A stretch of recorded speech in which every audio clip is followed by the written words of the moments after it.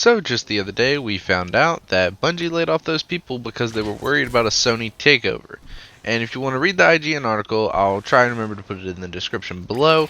But basically it just goes into the fact that the board at Bungie is half Bungie, half Sony, and they're really worried that if they don't meet the margins that they're supposed to hit, that Sony will take over. And it kind of sounds like a hostile takeover. I know they own them, so it wouldn't be that hostile, but it really doesn't seem like a great look for Sony.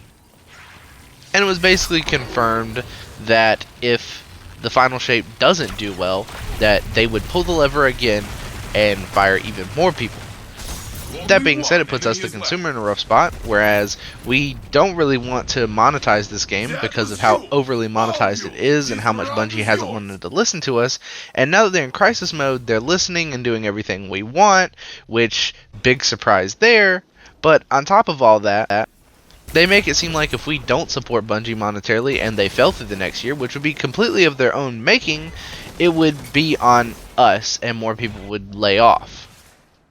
Now, I know that Bungie is directly responsible for the layoffs, but I said in my video that Sony had something to do with this. Every single person in the comments, and I never made another video about this because the comments were all, wow, this didn't age well. Wow, did you see Sony has nothing to do with it?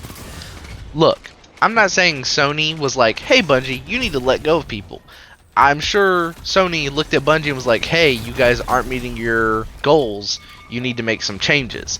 And the easiest way for Bungie to do that was to cut holiday bonuses, cut people out completely, take away traveling bonuses, all kinds of stuff. They've cut back in all kinds of places, which you can see in that IGN article, which again, I'll try to remember to link in the description. But you can see everything that they've cut back and everything that's happened there because Sony is basically threatening them.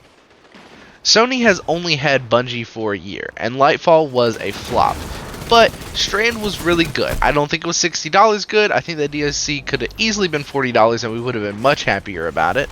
But all that being said, the final shape has to absolutely bang for Bungie to get out of this bind that they're in. And to me, Bungie's definitely the bad guys for letting people go the way that they did. If you ask me, the way to fix this would be for Mr. Parsons to step down and be replaced by somebody else, because someone there is obviously not making good decisions and someone has to take the blame for it, and he runs the company, so I feel like it should probably be on him. Now, I know some people would worry about someone from Sony taking over that position, but I think it should be someone internally from Bungie.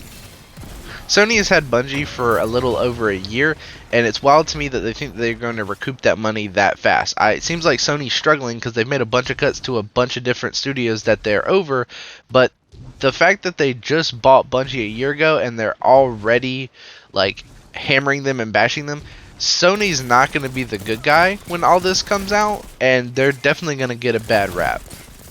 Sony can expect to drop $3.7 million on Bungie and expect to recoup that in a year. Obviously, this is a long-term investment and they're going to lose money.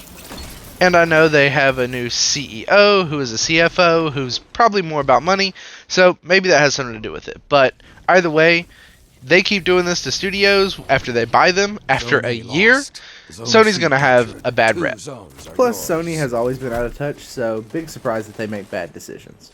Anyways, those are my thoughts. Like the video if you enjoyed, and I'll see you guys later.